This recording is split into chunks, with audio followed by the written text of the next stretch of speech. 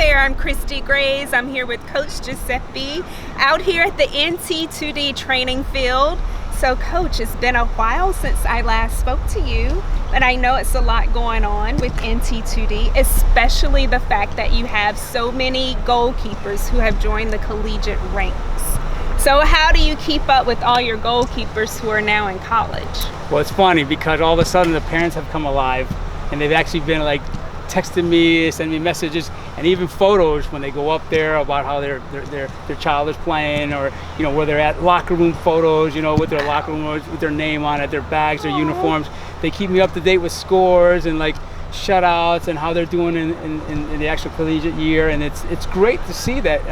I think most players are humble about not trying to send too much information back, but the parents are all over it now, which is, I think it's great because it kind of keeps us tuned in also, and it's nice to keep track of how they're doing and what's going on in their life, and always to be available to them if they decide to kind of make a phone call, hey, I need a little bit of guidance or whatever it is. So it's good.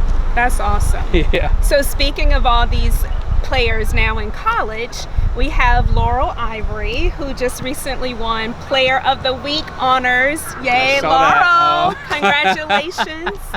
And coming up October 4th, she's bringing her #1 ranked team, the University of Virginia, to play the University of Miami.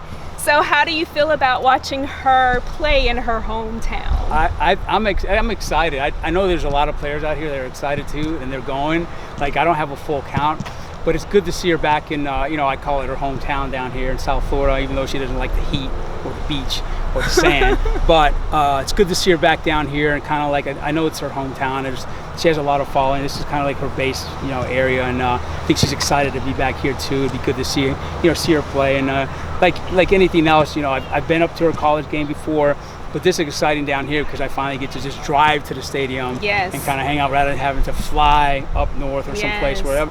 But for me, it's just to kind of see how much she's grown, because when time goes by, as they get into that adulthood, they start to grow and they start to be different, and it's good to see that come back around, and what you've worked on here with her for so many years, and then also these players are looking forward to seeing her too, just to kind of see like, hey, this is somebody that inspired a lot of players to come into this training group, which there's still a lot coming in as the younger age comes in, but for me, it's one of those kind of things. I'm excited to see her that night, so it'll be good.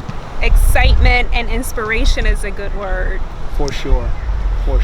On another note, Wheddon with the International Goalkeeper Coaches Conference announced its first presenter for 2020, Steele, Manchester United former coach. So tell us how you feel about that. I can tell you this, like every time obviously Phil is great. Like, he's done something that most of us coaches don't get a lot of education out here unless you go to some high class or you have some insights of trying to get into somebody who's an intern or trying to get into a super premiership team that can give you some guidance. But what he has done, especially for me in the last 5 years, is give me some education that I look forward to. 3 days, super high level ideas, opinions, ways, change, grassroots, what we're looking for in the bottom end to bring up these players, and you can't beat that. Like, it's super big to me to be there all the time. He's done something great, super humble about it, and then have Steele come back in is amazing too, because just I can sit there all day and just listen to him. He has so much information in there. It's not enough time to sit down with him because he doesn't have time in the day to just talk to you about all that information. But every moment that I get to see him or just get in front of him or watch him is amazing to me, because I just get super inspired of what I can bring back to where all these goalkeepers are at now because of what he has done in his life and where he has been. And it's inspirational to me to be sitting down as a pupil and listen to somebody like that. It's amazing. Most of these players don't really know who he is, but some of them have done the research to figure out who Phil is and who Steele is, and they start to realize what the impact is at the professional level, top level as it is, and national level and international level. So they get to understand why they're actually here, and what I try to do is bring back information, where it comes from, and follow a certain type of philosophy and opinions, and try to emulate what they're doing at the professional level to the young ones. That's awesome. I can feel your excitement. So hopefully I can chat with you afterwards about that. for sure. Yeah, and we can let the NT2D fans know what you picked up. Absolutely, anytime. So, you know I'm into fashion. Yes. I have my own wardrobe consulting business. It's I Am Chic, which is Christie has it covered. And you can follow me on Instagram at I_am_chic_10. Gotta have the underscores there. So when it comes to goalkeepers, one way that they can show off their style is with the gloves.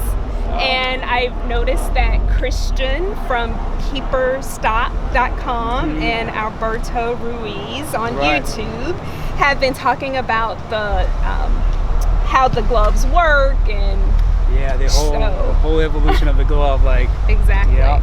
So red carpet moment. What gloves are you wearing tonight, Coach? Well, I've got the RG Bakan, and these are super amazing. They're 2020 styles. Most of the goalkeepers have switched that model now to the RG make because it's just the feel is really, really good. The price is great. Okay.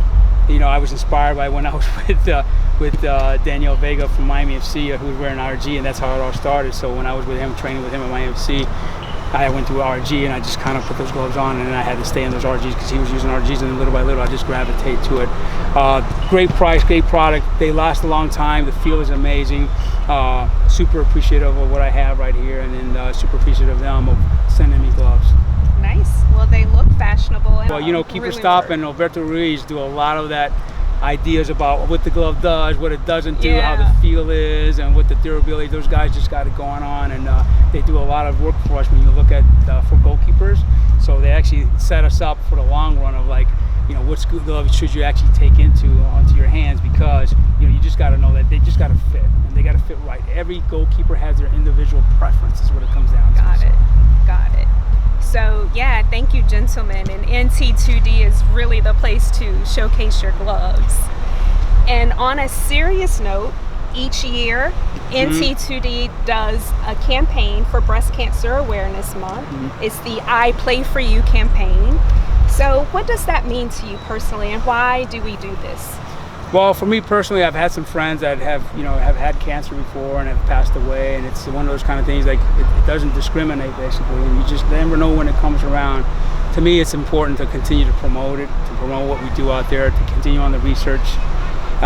So NT2D is always standing behind that campaign, no matter what. Like I said, you just never know when it comes around. So, and it's important. When you look at the whole spectrum of things, there's a lot of players out there, and a lot of people out there, parents and kids that go through it. They need our support and kind of to be behind them all the time, even in the sports arena. So that's super important. So because they get inspired too, for people who are not having that particular issue with cancer, to just be behind them, because it takes a lot of motivation and inspiration to keep somebody going when somebody has that particular issue come up. And it's not pretty, but we understand it, and we're all in it together. Absolutely. And I'm glad that NT2D does this campaign for breast cancer awareness, because it is about education and early detection, and hopefully one day it will be curable and won't exist.